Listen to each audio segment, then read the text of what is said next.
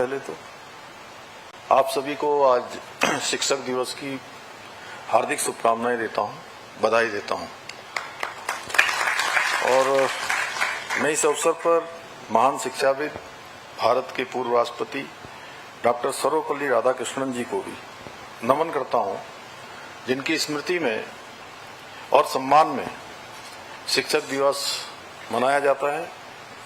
आज के इस विशिष्ट अवसर पर हम राज्य में शिक्षा के क्षेत्र में अपना उत्कृष्ट योगदान प्रदान करने वाले 16 शिक्षकों को शैलेश मटियानी राज्य शैक्षिक उत्कृष्टता पुरस्कार से सम्मानित कर रहे हैं, जिन्होंने अपने ज्ञान से, अनुभव से और परिश्रम से विद्यार्थियों के व्यक्तित्व को संवारने का काम किया है। मैं ऐसे सभी शिक्षक गणों को, जिनको आज हम सम्मानित करने वाले हैं, उन सभी को अपनी शुभकामनाएं देता हूं, उनको बहुत बधाई देता हूं कि निश्चित रूप से आप सबके कारण से शिक्षा के क्षेत्र में आने वाले समय में भी अन्य शिक्षकों के लिए भी आप सबके द्वारा जो काम किए गए हैं वो उनके लिए भी पाथेय और मार्गदर्शन का काम करेंगे कि इस दिशा में चलकर उनको भी उसी प्रकार की उत्कृष्टता प्राप्त करनी है जैसे आपको प्राप्त हुई है। भाइयों बहनों, शैलेश मटियानी जी पहाड़ के दर्द और संवेदनाओं को गहराई से समझने वाले कथाकार थे। वे कभी किसी विचारधारा की सीमाओं में नहीं बंधे, परंतु कुछ लोग उनके आरंभिक दिनों की रचनाओं के आधार पर उन्हें वामपंथी रचनाकार मानते थे, किंतु अपने जीवन के उत्तरार्ध में वे पूरी तरह से इस देश की मूल चिंतन धारा की ओर आकृष्ट हुए और यही उनका वास्तविक स्वरूप था। ऐसा ही रूपांतरण महर्षि अरविंद के जीवन में भी हमें देखने को मिलता है। वे भी शुरू में क्रांतिकारी थे और आगे चलकर गहन चिंतन और अध्यात्म के महान ऋषि के रूप में पहचाने गए। शैलेश मटियानी जी ने कथा साहित्य के साथ साथ गद्य और सामयिक चिंतन में भी अपनी गहरी छाप छोड़ी। शैलेश मटियानी जी को प्रायः उत्तराखंड का प्रेमचंद भी कहा जाता था। शैलेश मटियानी जी को जैसे मुंशी प्रेमचंद जी ने अपने उपन्यासों और कहानियों के द्वारा समाज के वंचित और शोषित वर्ग की पीड़ा को लोगों के सामने रखा, उसी प्रकार शैलेश मटियानी जी ने भी अपनी कहानियों और उपन्यासों में उत्तराखंड के पर्वतीय इलाकों और ग्रामीण संघर्षों को शब्दों के माध्यम से पिरोया। आज उनकी स्मृति में शैलेश मटियानी राज्य शैक्षिक उत्कृष्टता पुरस्कार प्राप्त कर रहे आप सभी शिक्षकगण आज उस परंपरा का हिस्सा बन रहे हैं, क्योंकि आप लोग भी अपने शिष्यों में राष्ट्रभक्ति, अनुशासन, नैतिकता, संस्कार ऐसे बीजों को रोपित करने का कार्य कर रहे हैं। भाइयों बहनों, भारतीय संस्कृति में गुरु का स्थान सदैव सर्वोच्च माना गया है। हमारी प्राचीन परंपरा में गुरु को केवल एक शिक्षक ही नहीं, बल्कि जीवन के प्रत्येक क्षेत्र में पथ प्रदर्शक माना गया है। गुरु वो दीपक है जो स्वयं जलकर शिष्य के जीवन से अंधकार को दूर करता है और उसे ज्ञान, संस्कार और सत्य के प्रकाश से आलोकित करता है। हमारे शास्त्रों में कहा गया है, ऐसाम न विद्या न तपो न दानम, ज्ञानम न शीलम न गुणो न धर्मम। अर्थात जिसके पास न विद्या है, न तप है, न दान का भाव है, न ज्ञान है, न शील है, न गुण है, न धर्म है, वे पृथ्वी पर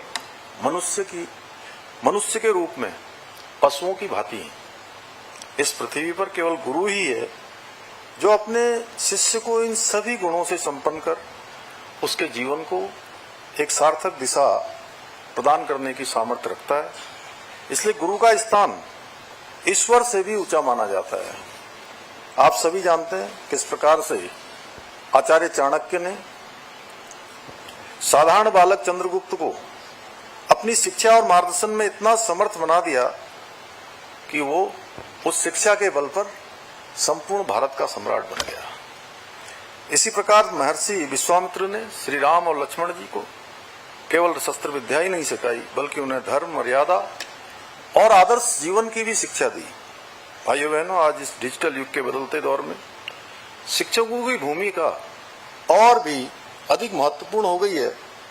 हालांकि कुछ लोग ऐसा मानते हैं, ऐसा नहीं मानते, पर मेरा मानना है कि आज के इस दौर में शिक्षक वो कड़ी है जो हमारे बच्चों को आधुनिक शिक्षा के साथ साथ संस्कृति, संस्कार और जीवन के नैतिक मूल्यों से परिचित कराते हैं।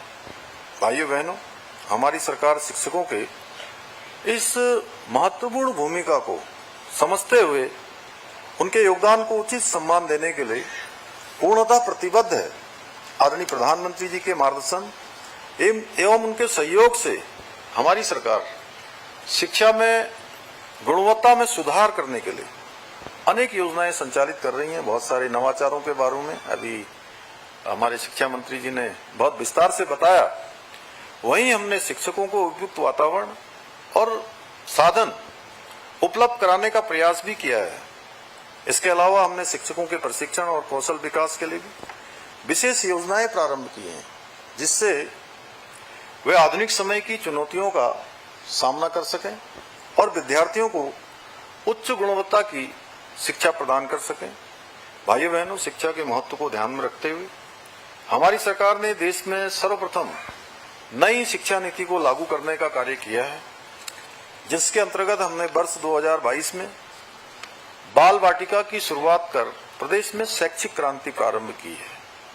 हमारी सरकार द्वारा क्वालिटी एजुकेशन सुनिश्चित करने के लिए सभी सरकारी विद्यालयों में एनसीईआरटी की पुस्तकें अनिवार्य की गई हैं। साथ ही राजकीय और सहायता प्राप्त विद्यालयों में कक्षा 1 से लेकर 12 तक के सभी छात्रों को निःशुल्क पाठ्य पुस्तकें भी उपलब्ध कराई जा रही हैं। हम जहां एक और उत्तराखंड को सरकारी और अशासकीय स्कूलों के 6वीं से 12वीं तक के मेधावी छात्र छात्राओं को मुख्यमंत्री मेधावी छात्र प्रोत्साहन छात्रवृत्ति योजना के माध्यम से प्रत्येक माह छात्रवृत्ति प्रदान कर रहे हैं। वहीं हमने राज्य में बच्चों के व्यक्तित्व विकास के उद्देश्य से प्रत्येक विकासखंड के 10वीं और 12वीं के मेधावी छात्रों को भारत भ्रमण पर भेजने की योजना की शुरुआत भी की है। मुझे बताते हुए हर्ष हो रहा है कि पिछले दिनों राज्य में पहली बार 12वीं के व्यावसायिक छात्रों के लिए रोजगार मेलों का आयोजन किया गया, जिसके माध्यम से 146 विद्यार्थियों को प्रतिष्ठित कंपनियों में चयन का अवसर भी प्राप्त हुआ।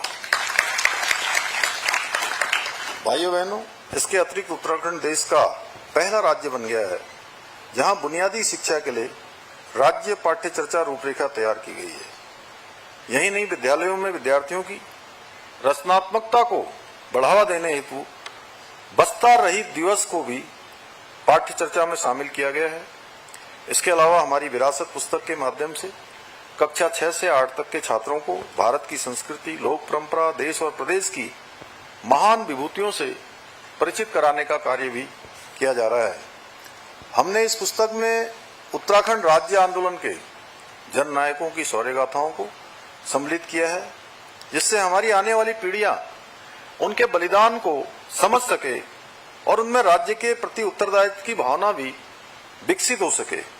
हमारी सरकार ने बच्चों में कौशल, उद्यमिता और भारतीय ज्ञान परंपरा को विकसित करने के लिए कौशलम कार्यक्रम भी प्रारंभ किया है। यही नहीं, हमारी सरकार द्वारा संघ लोक सेवा आयोग, एनडीए, सीडीएस आदि की लिखित परीक्षा पास करने वाले अभ्यर्थियों को साक्षात्कार की तैयारी हेतु 50,000 रुपए की वित्तीय सहायता भी प्रदान की जा रही है। भाइयों बहनों, हमारी सरकार ने युवाओं के भविष्य के साथ खिलवाड़ करने वाले नकल माफियाओं पर नकल कसने के लिए भी प्रदेश के अंदर देश का सबसे कठोर नकल विरोधी कानून लागू किया है, जिसका परिणाम है कि पिछले 3.5 वर्षों में राज्य में लगभग 25,000 से अधिक युवाओं को सरकारी नौकरियां प्राप्त करने में सफलता प्राप्त हुई है। भाइयों बहनों, हमने अभी हाल ही में नया अल्पसंख्यक शिक्षा कानून भी एक विधेयक के रूप में हमने विधानसभा में उसको पारित किया है। इस कानून के तहत 1 जुलाई 2026 के बाद से उत्तराखंड में केवल वही मदरसे संचालित हो पाएंगे जिनमें हमारी सरकार सरकारी बोर्ड द्वारा जो निर्धारित पाठ्यक्रम है पढ़ाया जाएगा। साथ ही मदरसों में पढ़ाने वाले धार्मिक गुरु जो बिना किसी शैक्षिक योग्यता के केवल धार्मिक आधार पर बच्चों के भविष्य के साथ खिलवाड़ कर रहे थे, उन पर भी लगाम लगेगी। हमारा प्रयास है राज्य के शिक्षा के मंदिरों में तय मानकों के अनुरूप गुणवत्तापूर्ण शिक्षा दी जाए, न कि शिक्षा के नाम पर 500 वर्ष पुरानी कबीलाई मानसिकता की ओर धकेला जाए। भाइयों बहनों, हमारी सरकार उत्तराखंड को देश का श्रेष्ठ राज्य बनाने के अपने विकल्प रहित संकल्प के पूर्ण करने के लिए पूरी तरह से प्रतिबद्ध है।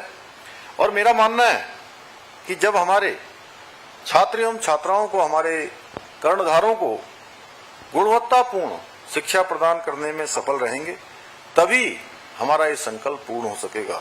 और मुझे पूरा विश्वास है आप सभी शिक्षकगण अपने ज्ञान से, अनुभव से, अपने संस्कारों से उत्तराखंड के भविष्य को बेहतर दिशा प्रदान करेंगे और हमारे इस संकल्प को पूरा करने में अपना अमूल्य योगदान देते रहेंगे।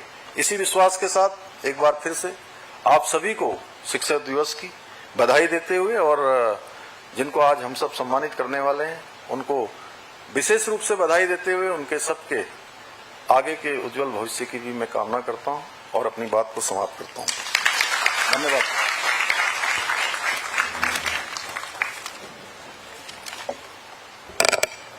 धन्यवाद माननीय मुख्यमंत्री महोदय का।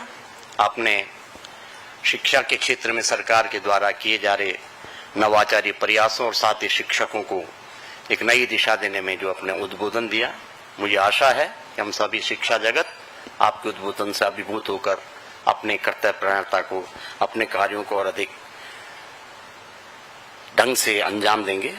अब मैं माननीय मुख्य अतिथि महोदय, माननीय मुख्यमंत्री जी, माननीय शिक्षा मंत्री जी, सचिव विद्यालय शिक्षा और अपर सचिव विद्यालय शिक्षा महोदय से अनुरोध करता हूं कि कृपया सम्मानित होने वाले शिक्षकों को आप सम्मान करेंगे। जैसा कि सचिव विद्यालय शिक्षा ने बताया कि सम्मान में, और माननीय मंत्री जी ने बताया कि सम्मान में नकद धनराशि और उसके साथ साथ सम्मान पत्र, स्मृति चिन्ह और शॉल भेंट किया जाता है। इस वर्ष माननीय राज्यपाल महोदय ने आप सभी शिक्षकों के लिए 5 किताबों का सेट जो आपके लिए उपयोगी होंगी वो भी दी है।